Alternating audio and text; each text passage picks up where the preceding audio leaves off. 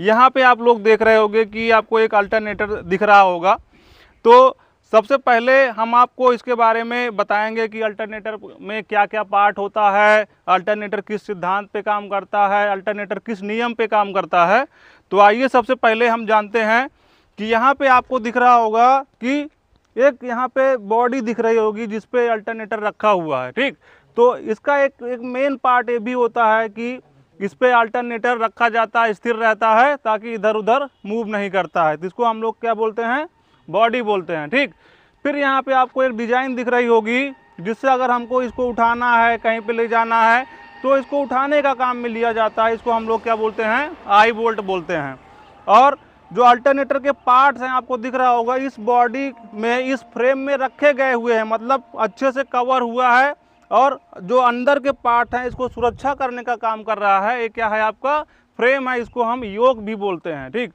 उसके बाद हम देखेंगे कि यहाँ पे एक सॉफ्ट लगा हुआ है, ठीक। इस पे हम लोग क्या करते हैं, इस सॉफ्ट को घुमाते हैं। ये सॉफ्ट क्या होती है, घूमती है। और सॉफ्ट कनेक्टेड होती है किससे, ब्रश से कनेक्टेड होती है, रोटर से कनेक्टेड होती है और स्लिप रिंग से कनेक्टेड होती है, ठीक। यहाँ पे आपको दिख रहा होगा 4 तार, देखिए एक आपका रेड कलर का है, एक येलो कलर का है, एक ब्लू कलर का है और क्या है, एक ब्लैक कलर का है। हम हमेशा से जानते हैं कि जो RYB होता है वो क्या होते हैं, फेज होते हैं, मतलब रेड, येलो और ब्लू क्या है, आपका फेज है। और ये जो ब्लैक वाला है, ब्लैक को हम क्या बोलते हैं, ब्लैक वायर क्या होता है, हमारा न्यूट्रल होता है, ठीक है।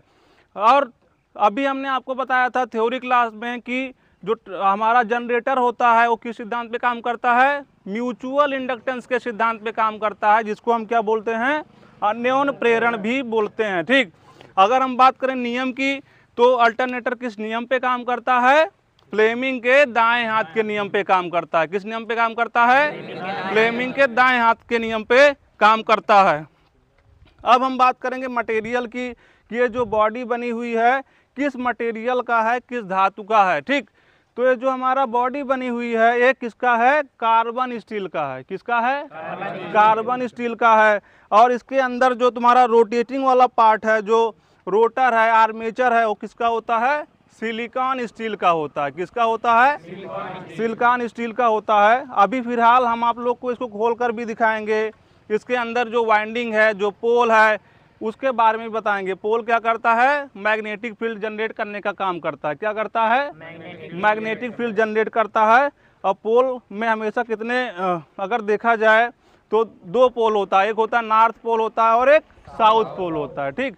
तो ये सारी चीज़ें आज आपको यहाँ कॉलेज में बताई गई। अभी आप लोग को इसका सर्टिफिकेट भी दिया जाएगा और इसको खोल करके भी कैसे इसका रिपेयर किया जाता है या असेंबल कैसे किया जाता है, इन सब चीज़ों के बारे में अभी आपको बताया जाएगा, ठीक। धन्यवाद।